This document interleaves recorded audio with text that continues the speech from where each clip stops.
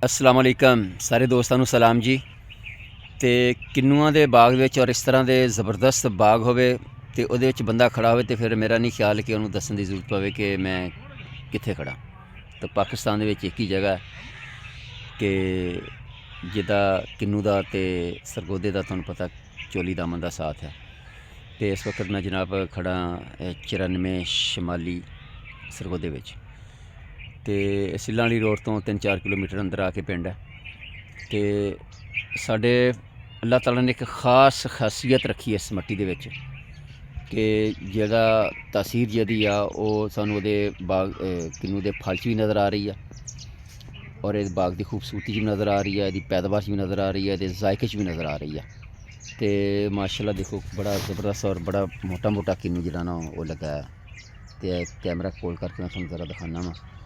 तो साढ़े फैसलाबाद च ना 8-10 साल तो बाद किन्नू ना तकरीबन ख़त्म ही हो जाता या पैदावार दिन वैसे ही हट जाता अगर कोई पौधे लगाए जान। तो यह बाग जरा ना तो साढ़े भाई इरफान होना का बाग है, तकरीबन कहते कि 40 तो 45 साल पुराना बाग है।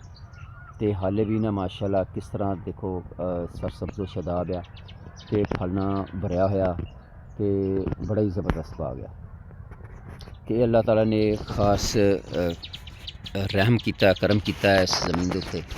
तो लेकिन साड़ा बहुत बड़ा अलमिया यह है कि इत्थों थोड़ा जिहा पिछे चली जाइए ना 85 झाल आ सिल्लां वाली रोड उत्ते तो उत्थे एक बाईपास निकलदा जिहड़ा फैसलाबाद रोड नूं जाके मिलदा रेलवे फाटक नूं क्रॉस करके।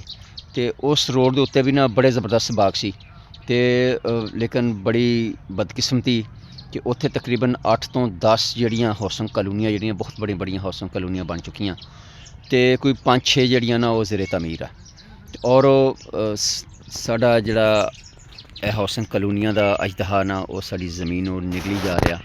तो ये साडे मुल्क वास्ते बहुत बड़ा खतरा, साडी मईशत वास्ते बहुत बड़ा खतरा।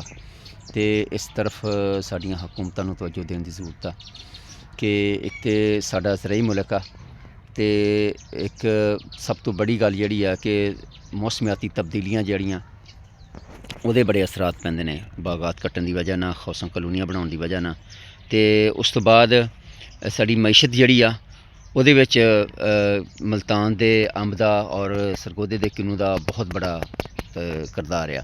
लेकिन बदकिस्मती दे नाल अजकल जनाब बार्डर बंद होने की वजह ना किन्नू जिहड़ा ओह भी बड़ा घाटे च जा रहा तो आलू भी घाटे च जा रहा थोड़ा किसान जिहड़े बेचारे बड़े परेशान ने। तो गन्ना जिहड़ा वो भी मिल माफिया दे रहमो करम ते ओहदा भी हाल कोई नहीं है। तो ये साडियां हुकूमतां नूं इस तरफ तवज्जो देनी चाहिदी है कि ज़रई मुल्क आ और ज़रई मुल्क जिहड़ा साडा मुल्क जिहड़ा ज़रात साडी रीढ़ दी हड्डी आ तो इहदी तरफ बिल्कुल भी हुकूमत जिहड़ी कोई उहदी कोई पॉलिसी जिहड़ा कोई खुशाइन नहीं है। तो हर फसल जिहड़ी वो नुकसान च जा रही है तो एक किसान बड़ा परेशान है। तो जदों तक किसान की परेशानी ख़त्म नहीं हुई तो मुल्क की मईशत जिहड़ी वो बेहतर नहीं हो सकती।